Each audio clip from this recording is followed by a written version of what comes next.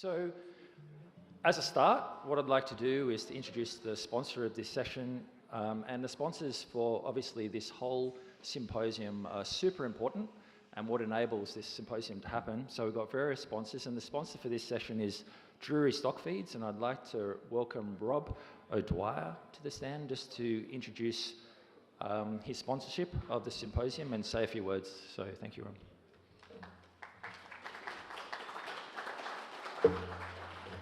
Thank you and welcome to Session 3, Better Milk and Dairy Beef Markets.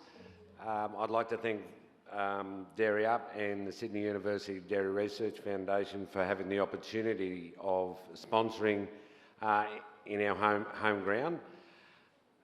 Obviously, welcome to the Mid-North Coast. I know a lot of dairy farmers have come in here to the day, and it's always like this. Sunny, lots of green grass. Always good. Thank you very much for the opportunity again for being able to sponsor this session. I'll now pass back over to Professor Cameron Clark. Thank you.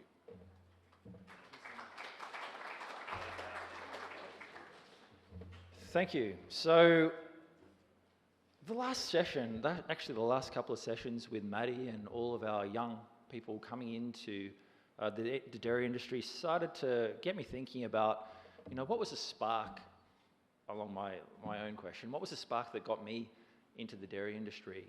And actually, I had a good conversation about this last night about when I actually started my journey in the dairy industry, and it was actually around 20 years ago now. And it was the farmers in the audience through Dairy Australia that actually gave me my PhD scholarship to do my scholarship through fantastic mentors in this industry, and that's what started me on my journey. I had no previous, if you like, background in the dairy industry, but I guess the spark for me was I couldn't think of a better industry that combined both the pasture side of things or agronomy. I had a love for both, agronomy and the animal. So that's what really got me. That was the spark that got me into the dairy industry, alongside some fantastic mentors along the way. So I guess when I think about Dairy Up, and I had a look at this sign, I've been looking at this sign a lot whilst I've been sitting there, and it's unlocking the potential of milk, cow and water. But I've got to say that there's another thing that I really think that Dairy Up is unlocking, and that's the people side of things, that it's bringing in a whole heap of new talent into the dairy industry, and really that hasn't been there. I haven't seen anything like this before. The amount of people coming into the dairy industry, all our young people coming through the dairy industry in the 20 years that I've been involved in it. So it's really, really exciting. So on that introductory point, I guess one thing that we could probably add there is unlocking the potential of milk, cow, water, and people within Dairy Up. I think it's super, super important. And just on that note, I'd just like to take you through, usually what I do when I get up here, I present the projects that we're doing. Super exciting stuff for me still, 20 years on. But I think what's even more exciting to do in this session here, to introduce it, and obviously this focus is really about young stock.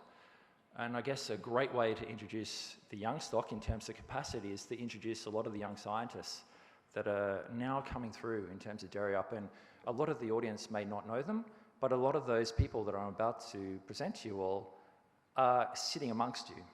So if you're a farmer or if you're part of the industry, please go and talk to these people that I'm about to present to you all now, because they're part of your industry now.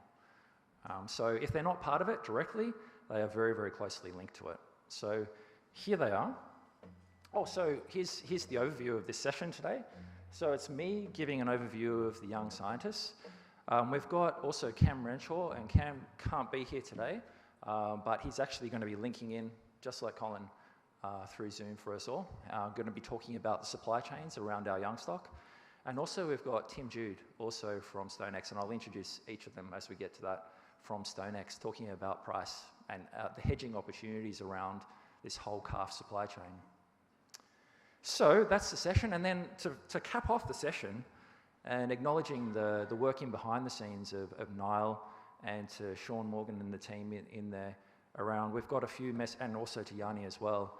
We've got some messages from both the Minister of Agriculture in New South Wales and the Shadow Minister of Agriculture in New South Wales about Dairy Up and the ongoing support for our dairy industry. So there's a lot to cover in this session right now, so let's start. Ooh, please.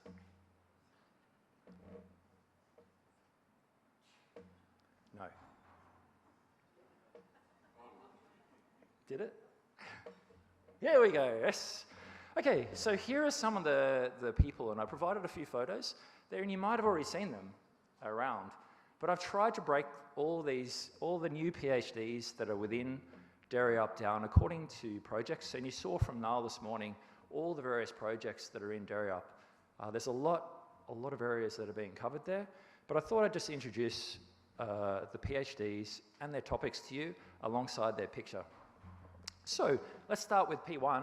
We have Melissa Faye and Blessing Azubuake and Vivian Tan also within P1, looking at things like methane emissions, advanced sensor and data analytics for grazing feed management in pasture-based systems.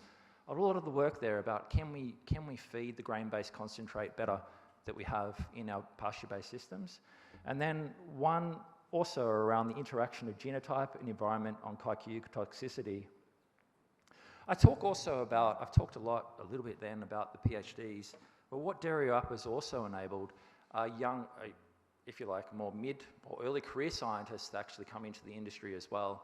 And you see some new names there around the supervisory teams that are involved in each of those PhDs as well. So we have Barbara Rodriguez as well, who's also in the audience, who's coming in now working within New South Wales DPI and establishing strong connections in with the University of Technology, Sydney. So not only is Dairy Up encouraging young scientists into the industry, but also some early career scientists as well that are more well established, which is absolutely fantastic. So there are some of our P1 people. So some of our P2 people, we have David Sheedy, Sarah Mack, and Sarah Legg as well. So David's looking in with Ian Lane, Helen's team in there, and Yanni as well on a metabolemic investigation in dairy cow longevity, and doing a fantastic job around organising New South Wales dairy data as well for the project, alongside in the Cybus team, and alongside Anna Chilingarian, who I'll talk to about in a second, who's part of the data program in Project 6.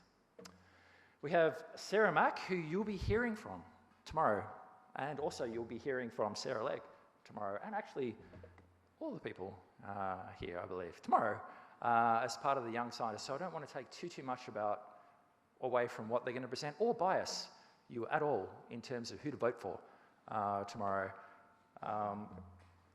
That's very hard for me not to, but yeah, totally not biased at all. But there's some fantastic projects there as well. So Sarah Mack has been looking for and actually completing her PhD this year, and we obviously wish Sarah Mack all the best for her ongoing journeys and experiencing some big things quite recently. So if you want to know what's going to happen in the next few weeks with Sarah Mack, go over and talk to her. So she's looking at identifying and exploring new approaches to optimise weaning of cattle young stock, and I've got the absolute pleasure of supervising Sarah Mack alongside Sabrina, who can't be here today as she is on maternity leave and has had a beautiful baby girl. Sarah Legg, who's also in the audience, has strong linkages in with the P2 program led by Ian and the team in Cybus, and my program in P6 on total lifetime productivity and profitability, improving milk production and efficiency, and she's supervised by Yanni, Peter Thompson, and myself.